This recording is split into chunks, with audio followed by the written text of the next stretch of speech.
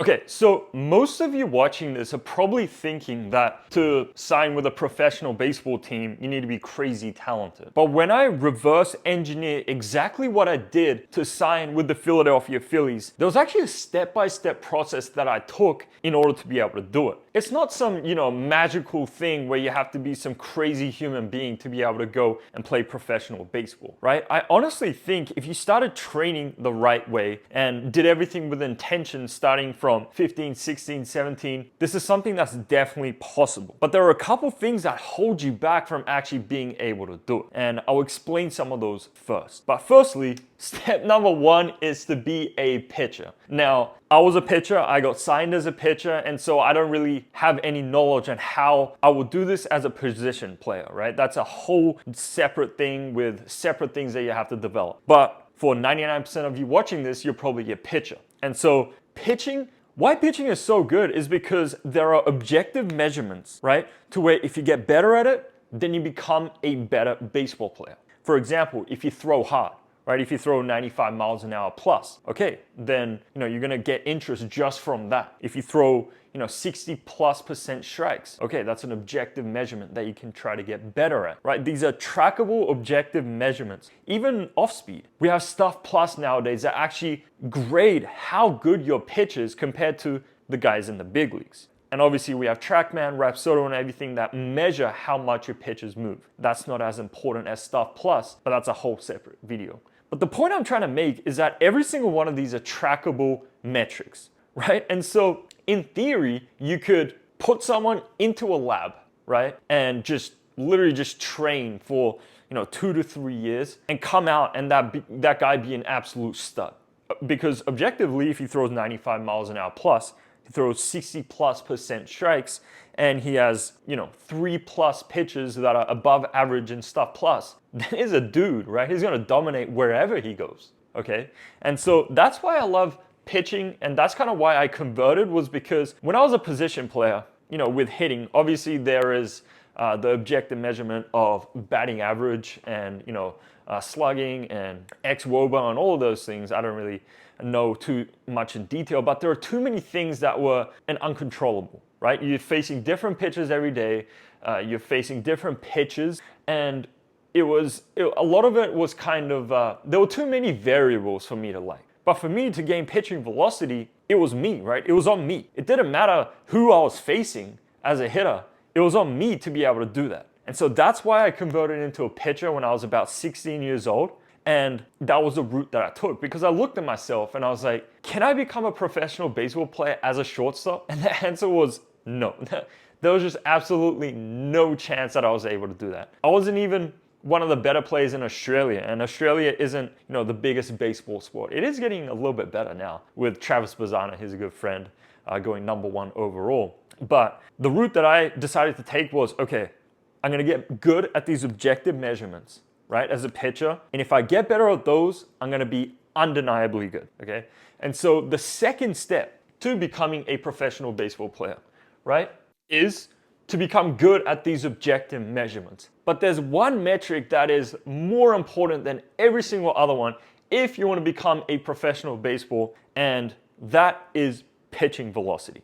Now, I know there's a bunch of arguments online about, should you throw hard, should you not? The brutal truth is, in baseball nowadays, is that you need to throw hard to get yourself in the door, right? As a 16-year-old, I was throwing 78 miles an hour, right? Obviously, no college interest. No college is going, or even professional, is going to try to recruit me if I'm throwing 78 miles an hour, right? But the next year, okay, I got up to about 88 miles an hour. I go to a bunch of college showcase. I get one offer, which was like a walk-on spot to a JUCO, okay, throwing 88 miles an hour. Nothing really changed. Like, my command was pretty much the same. But I still got only one offer, right?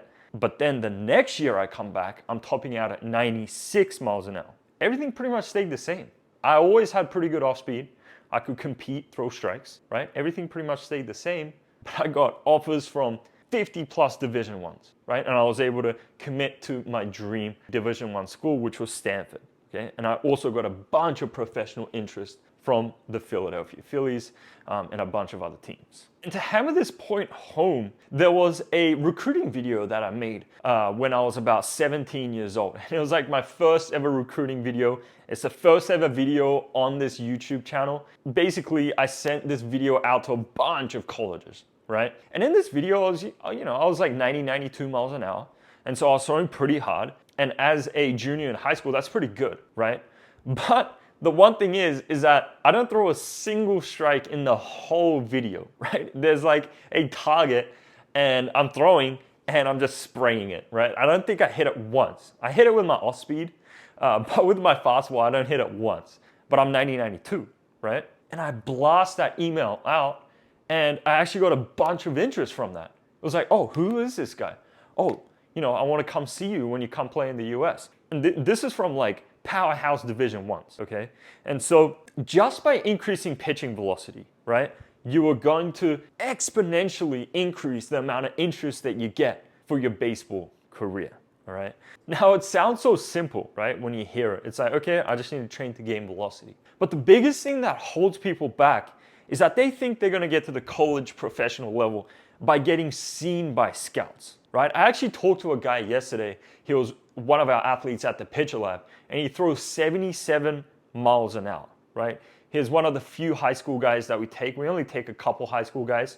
Most of our guys are college guys. We took him up. You look like you have really good potential. We think you're going to be a 90-plus guy. And so we took him and we are training him, right? And I was on this call with this guy, and he was like, hey, man, I don't know if I can continue with this program because it's pretty expensive and I need to pay for my travel ball, right? And I looked at him and said, okay, yeah, no worries. Like, what's the reason why you're playing travel ball? Is it just for fun, or what's the biggest reason that you're doing that? And he comes back to me and says, no, it's because it's the biggest scouting tournament. He's 16 right now, and he was saying, yeah, this is the biggest showcase. A lot of college commits happen from this place, and I really think I need to go. And I looked at him and I said, okay, that makes sense, right? But who are the guys who are actually getting recruited? He was kind of stumped, right? And I was like, are there any pitchers who throw 78 miles an hour who are getting recruited to these Division Ones? And he was like, no. And so I was like, so why are you going to this travel ball and showcases and all of this if you know you aren't even gonna get recruited? And I told him straight up, like, if you're throwing 78 miles an hour, you're not gonna get recruited. You're gonna get zero interest. It doesn't matter how many guys you strike out. It doesn't matter how much, how nasty your off speed is, right? The first thing the scout is gonna pull out is the radar gun. They see 78. It's like, okay, yeah, we're gonna give him some time to develop. He looks like a good guy, but we're not in a good position to recruit him, right? And this is what happens with a lot of powerhouse Division Ones and bigger schools is that, they'll look at JUCO guys, high school guys, and if the guy's, like mid upper 80s, they might be like, we're interested, but we're not going to give you that offer yet. And 99% of the time, they're just waiting for you to pop like a low 90s number. And this is what I told my high school athlete was, dude, you need to get better first, right? You need to get good at these objective measurements and become a player that's worth recruiting before you try to get into showcases and stuff, right? And he was like, oh yeah, that makes a lot of sense. Because the truth is, all of these showcases, travel ball stuff is honestly just a waste of time and money if you know you're not even good enough to get recruited, okay? No amount of exposure is going to help if you aren't good enough yet. And so for you watching this is, a brutal thing, right? But you want to really look at yourself and be like, okay, this is where I want to go. Now, am I good enough to get there? Is my limiting factor the exposure, or is it my skills? And this is the exact thing that I did when I was 16, 17 years old, right? When I was 85 to 88, when I was about 17 years old, I looked at myself, I'm like, I want to go to a powerhouse Division I, right? These Pac-12 SEC schools.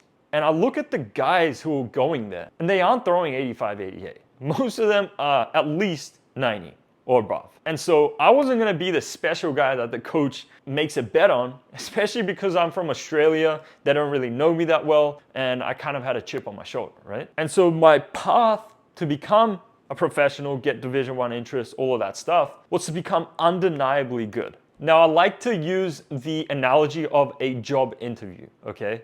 And so, let's just say the professional teams are looking for someone to fill their job, right? And has job requirements. And a lot of these job requirements is these objective measurements, but the number one is pitching velocity. And if they get someone who's extremely unqualified, right, who doesn't fit the job description whatsoever, no matter how many interviews that person goes to, no one's gonna hire him, right? Because he doesn't fit the job requirements. That's kind of how I like to look at it, is you first need to be someone who fits those requirements that these teams look for and want before you go out and get exposure. And so I took this to the extreme. When I was 16 years old, I actually took 16 months off from playing. I didn't play a single game, and I just went all in on training because I knew that nothing mattered until I was throwing 95. Just nothing mattered because my goal was to get to the college level and above, right? And get to the professional level. Now, if your goal is to just have fun and play baseball and stuff like that, then go do your thing. But I'm talking to you, the guy who's more serious about getting to the college and professional level and accomplishing your childhood dreams, which for the most of you watching this is to make the big leagues. And so the goal of this YouTube channel and even this video and the Pitcher Lab, where we actually train guys one-on-one intensively, all lead to that, is to achieve your childhood dreams and give you the best chance of getting to the level that you want to get to, okay? And a lot of this stuff can be brutal. Like to get to the place that you want to be, you need to do some brutal self-reflection and really admit to yourself that, 99.9% of you watching this, you're just not good enough, right? But the good news is that you can improve it. Once you accept it, hey, I'm not good enough to get recruited. I'm not good enough to get drafted. I'm not good enough to make the big leagues. Then you can actually start to work on it. If you delude yourself by saying, yeah, I'm good. I throw strikes, I strike everyone out, but I throw 78, but I throw 85. That's what holds most people back. Complacency kills more careers than talent ever has. Now, most people think, velocity is gonna come with age, right? Oh, as I get older, I'll start throwing 95, 90 plus. How many 18-year-olds are throwing 95 or even 90 plus out of everyone who plays baseball? That's why everyone wants to get to 90 miles an hour, right? Is because there aren't many people who get there and because it's special. And nowadays, 90 miles an hour isn't even special. It's 95 is a new 90. How many 18-year-olds do you know personally that throw 95 miles an hour plus, right? It's rare. If everyone grew up to be a 90 plus guy, then it wouldn't be special, right? If everyone was throwing 90, if everyone grew up to be a 90 plus guy as an 18-year-old, then you would have to be throwing 100 to get recruited to these places. But that's just not the reality. The guys who actually get there actually train with intention, right? And obviously there are the select few who are crazy talented, who can just throw it and they've never really trained. Let's just take those guys out because that's, an uncontrollable. And for 99% of us, we're not that genetically gifted. I was a 16-year-old throwing 78 miles an hour. If I was genetically gifted, I'd be throwing way harder than that. And if you're watching this video, then you're probably one of those who just aren't that genetically gifted. And that's okay. We got to play our cards. We need to play with what we've got. Now, the good news is that you're watching this video and that puts you in the top 1% of everyone. Because most guys are going out playing, thinking that pitching every weekend, throwing 100 pitches is what's going to get them better, get them recruited. Putting up good stats in high school is what's going to get them recruited. But you're the one who's admitting that you're just not good enough and that you need to get better. And so that's why I'm here. And that's why I created the Pitcher Lab, where we help athletes just like you increase pitching velocity and maximize their chance of getting to the next level. First link in the description if you want to book a call with us and see if it's the right fit for you. But moving on with this video, the second step is to get good at objective measurements, but mainly pitching velocity, right? You need to be throwing hard. And I would be aiming for 95 miles an hour. Why? Because as I said, 95 is a new 90, right? 90 miles an hour isn't very special nowadays anymore. But if you're throwing 95, then you're undeniably good.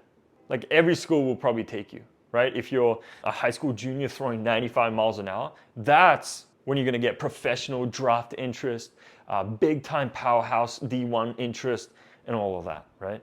And so I'd rather you aim for 95 miles an hour than to aim for 90 and fall short a little bit. If you aim for 95 and you get to 91, 92, 93, that's still amazing, right? The only thing I don't want you to do is to aim for 90 and then start throwing in the 85, 86, 87 range, because that's where everyone is. I mean, that's like the stock pitcher nowadays. Is like, you look at the college level, the JUCO level, the high school, the high school level. I mean, the stock righty, right, is like mid to upper 80s. Like, if you look at this graph, right, these are the guys who are below average. I would say this is like under, 80 miles an hour. But the majority of people, right, are in between 80 to 90. And this is like high level high school, JUCO level, guys who are, trying to get recruited and get to the professional level. And then 90 to 95 is where, there's still a bunch of guys there, but it becomes a lot less common. And then 95 plus is pretty scarce, right? And so that's why we want to be 95 plus, because you become one of the select few people and you become an extremely desirable athlete for teams to look for, okay? And so that's why we want to get there. Now, I made a bunch of videos on this YouTube channel describing how I gained pitching velocity, how I got to 95 miles an hour, 96 miles an hour, but I'll recap it just a little bit and I'll tell you exactly how I did it and how I would do it again. Now, it was by following a step-by-step process. A lot of these things happen simultaneously, right? You got to do them all at the same time. It isn't like, oh, do step 1, then do step 2, then do step 3. Yes, these are going to be a bunch of steps, but these all happen at the same time, right? And I'll kind of explain exactly what I did, okay? Now, the first thing that I did, I was a 16-year-old throwing 78 miles an hour. I was a skinny kid weighing about 140 to 150 pounds, okay? And so the biggest thing I needed to do at that time was honestly gain weight and get bigger, okay? And so that was the number one thing. Now, before I get into all of this, I did want to talk about a prerequisite is to actually give yourself time to train, all right? With a lot of this stuff, you're not going to be able to complete them very well if you're competing every single weekend, right? You're throwing 100 pitches on the weekend, you have team practices every single day, and I mean, it just becomes a mess, right? You need to dedicate all your time and focus into actually gaining pitching velocity if you want to get to, 95 plus and to the elite levels, right? Especially if you're not very genetically gifted, right? And it's kind of like a delusion, right? To think that you can do everything at once. And that's what I thought I could do. I could just go out and play and, train and do all this, everything at once, and I'll still be able to accomplish my goals. But a hard lesson that I learned was that I need to narrow my focus, right? If I'm throwing on the weekend and I'm trying to prepare for that, then I might lift a little bit lighter so that I'm not sore for that game. And then, I'm throwing 100 pitches, and so I have to take, 2 to 3 days off, and then I'm taking away from my training time and all that. Like, if you want to get to the 1%, if you need to get to the elite level of players, right, then you need to go all in, okay? And I'm not saying this like, yes, you can accomplish a lot of this stuff as you play if that's something that is more of a necessity, right? But the one thing that I will say is that your focus has to be on development and training and getting good, right? That has to be your number one focus, right? That might mean you lift heavy before a game and you're a little bit sore for your game. That's okay, because your number one focus is to get your training in, is to get better, right? It's not to go out and put up video game numbers in your local high school tournament. And so that's a prerequisite. But let's get into actually how I gained 16 miles an hour in 16 months, how I went from 78 miles an hour to 96 miles an hour. Okay, so again, I was a skinny kid weighing 140 to 150 pounds. I needed to gain a lot of weight and muscle, okay? And what I kind of like to look at is, this is a bare minimum of 2.5 times your body weight in inches, okay? So I'm about 6'2", and so my minimum, I can't do the math right now. I'm from Australia, we don't even use inches. But I think it's like, at least 185 pounds, something like that, right? And so my goal was, okay, I need to be at least 185 pounds, ideally way more. Like, this is ideally 2.75 to, maybe even 3 if you're really like building out. The biggest caveat to this is you can't just be fat, right? You can't just do like cheat meals every day and then try to get here. It has to be lean mass, right? Studies have shown that lean mass does improve pitching velocity. I know it's a very obvious thing, but it does, okay? And so if you're a skinny kid and you're a hard gainer, then just gaining weight and lean mass itself will 100% help you. Like, there have been studies that have shown that, bigger athletes do throw hard. And this is up to a point. If you're at an elite level of like 90 plus, 95 miles an hour plus, then it's not gonna apply that much. Like for me to get to 100, I'm not gonna just try to put on 20 pounds. And I'm not gonna put on 20 pounds and, expect to get to 100. That's why you see a lot of college guys who go to college, they eat a bunch, they're in the cafeteria, they have unlimited food, they just eat, lift heavy, but they don't throw any harder. It's because at a little bit of a higher level as you get older, right, it becomes a little less effective. But if you're a younger guy and you're skinny, you might be a high school guy, college guy who's super skinny, yes, gaining lean mass will really help. Okay, and this is what I did. I ballooned up. I was 200 plus pounds when I was throwing in the mid 90s. And so that was the first thing, and this is a gradual process. It's not gonna just happen overnight. This is like a gradual process, and again, that's why I said step-by-step process. If you just gained all your weight as step one, then, it wouldn't be good. And so this is something that you continuously work on. This was something that I worked on every single day, right? I woke up, measured my weight, and if it went up, then I was happy. If it went down, then I knew I had to eat a lot that day, okay? And I just tried to continuously increase my weight, all right? That was the first one. Now how you actually gain this weight matters a lot. And so this is where your lifting and your training comes in, right? And gaining weight is extremely simple. You just need to be in a caloric surplus, meaning that you're eating more than you're burning, right? Most guys that come to us at the pitch of them are like, yeah, I eat so much. And I'm like, no, you're not. Because you're just not gaining weight, right? If you're gaining weight, then okay, you're eating more than you burn. But if you're not gaining weight, then it's just as simple as you're not eating enough, okay?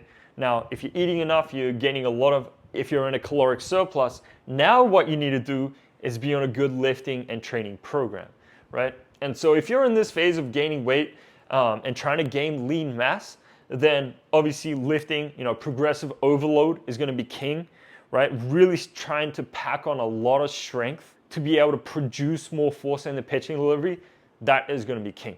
Now, if you're a guy who's already in this range, you're pretty built out, the frame isn't a limiting factor for you, then the training of how quickly you can apply force becomes more important. Rate of force development, right? Efficiency of the ATP-CP system, that's kind of where I'm at, right? Is where I'm already strong enough. Like my frame isn't a limiting factor, my strength isn't a limiting factor. I've already built a good strength base. Now it's just about how quickly can I apply that force in the pitching delivery, right? The pitching delivery happens in milliseconds, and we have to produce an insane amount of force to throw 95 miles an hour plus, right? And so this is the next thing. And again, I've made a bunch of YouTube videos on this channel that go through a lot of this stuff. Now, the third one, and the most important, is your throwing and your pitching mechanics, right?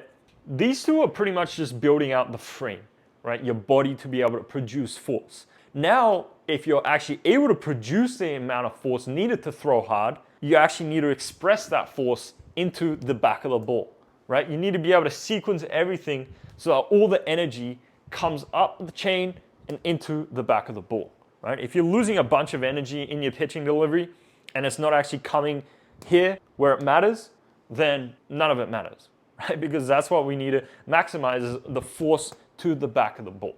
And so pitching mechanics is king. This is also the throwing program. When I was gaining pitching velocity, I did a very aggressive, high intent throwing program, which included plyo velos and pull downs. But this isn't something that I would really recommend anymore, right? Now that I'm training to throw 100 and I kind of understand the underlying principles of what actually makes you throw hard, it becomes how well you can sequence your pitching mechanics, right? And technically, you can throw harder by, just working on your mechanics, right? But I do like to incorporate some high intensity throwing, and we do this a lot at the Pitcher Lab as well with our athletes to make sure that, they're getting that stimulus of actually throwing hard and learning the skill of throwing hard, because it is a skill.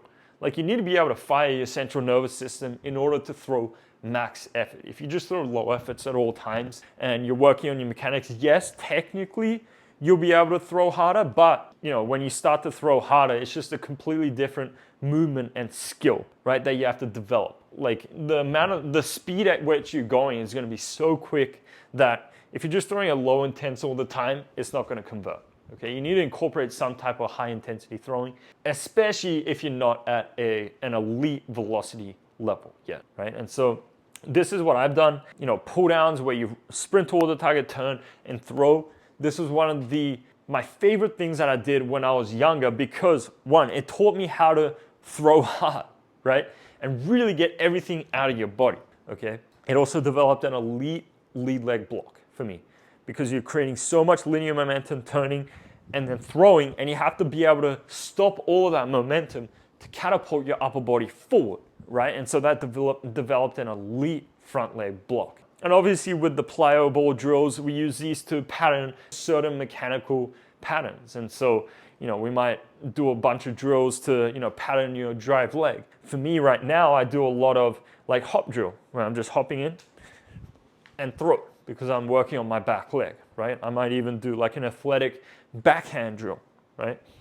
Where I'm also just working on how my back leg is moving. And so there's a couple of drills that I use. It can be with a plyo ball, it could even just be with a baseball, but we do that a lot at the Pitcher Lab, and it just helps with the mechanical patterning. Now, as you get to the more elite levels of 90 plus, 95 miles an hour plus, then you really start to have to hone in on mechanics because most of the time, the guys that we see, college guys that we see, already have the frame and the force potential to be able to throw really, really hard. They're just not able to transfer, right? And this is where I'm at as well, which is I need to be able to transfer and put more energy that I'm already creating to the back of the ball, okay? And so that is the 3 steps that we kind of go through. And obviously it goes, way more in depth. And that's why pitchers decide to work with us. Because I know this might sound simple, but in actual practice, it's like, dude, what do I actually have to do on a day-to-day basis? And so we map that all out and we give you guidance throughout that whole time so that you maximize your chance to be able to accomplish that goal, okay? Now the hard part is done where you're actually good enough to, get drafted or get signed by a professional team.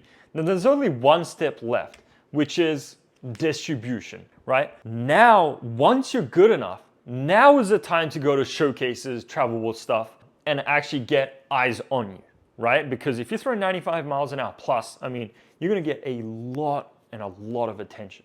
And this is what I did, right? After 2 years of taking time off, I trained that whole time, and then I went to a showcase. It was the Arizona Fall Academic Game. And I also went to the Arizona Fall Classic and a couple more showcases, right? And out of that, it was just like a couple showcases. I pitched in, I think, 2 or 3 games. That was it. And I got 50 plus offers to D1s, right?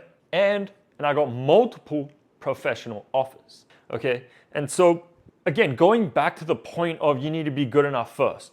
All it takes is one showcase if you're good enough. Like the scout's job is to find people who are good enough to get signed, right? They're going out to look for people. And if you're good enough, they're gonna find you, right? Especially if you go to some of these big time showcases where there are scouts. All it takes is one person to see you and word of mouth just travels, okay? But that's just not gonna happen if you're 78, low 80s, 85, even 90 these days. You hit 90 and it's like, oh, cool.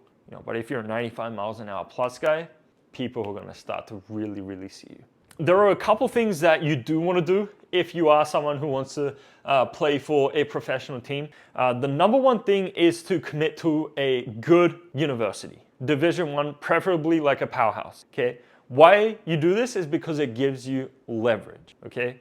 When you're talking to the professional teams, you need some leverage to be like, look, man, I do really wanna play for me, it was the Philadelphia Phillies, but I can go to a bunch of these D1s. And so I'm not too worried about it. Like, if you're not able to hit my signing bonus number, and I had given them a signing bonus number of, okay, if you give me this amount of money, then I'll forgo college, right? I'll forgo my degree and I'll sign with you, okay?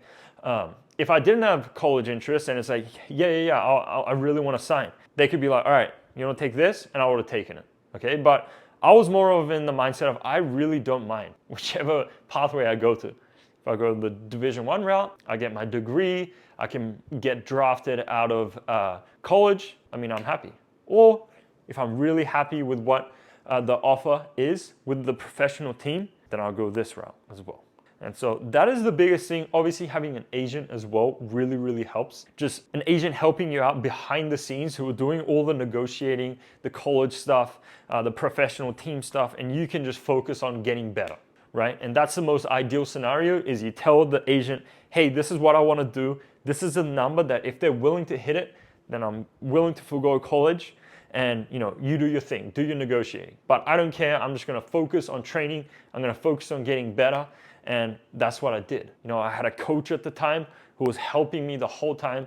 I was very fortunate to be around some really, really smart minds who are, pitching coordinators of MLB organizations now. And they were helping me achieve this goal, okay, on a daily basis. And that's what helped me the most out of this whole journey was actually having guidance, right, from people who actually knew what they were doing and relentlessly doing that every single day, right? Because that's what led me to get good enough to go and sign with the Philadelphia Phillies in the end. Now, if you're someone watching this who wants that type of guidance from people who have actually been to where you want to go and actually have helped a bunch of players get to where you want to go, then top link in the description. The Pitcher Lab is where we do this. We build out a completely custom program for you where you can follow on a daily basis so you know exactly what you're going to do every single day in order to achieve your goals, right? And also we're also going to have coaches who guide you every step of the way to make sure that you maximize your chance of getting good enough to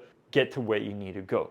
Okay, on top of this, I do a bunch of calls with my athletes to check in. We do classrooms to make sure everyone is doing good, right? And so we have a success rate of 97%, okay, of guys who come in our program gain pitching velocity. Now, it is a two-way street. And so, we're going to put in a lot of effort, but we need the effort back from you. And so if you're a guy who's willing to put in the work and, you just need the guidance and the things to do to actually get there, well, I think you'll be a great fit. You can book a call with us, and I'll see you there.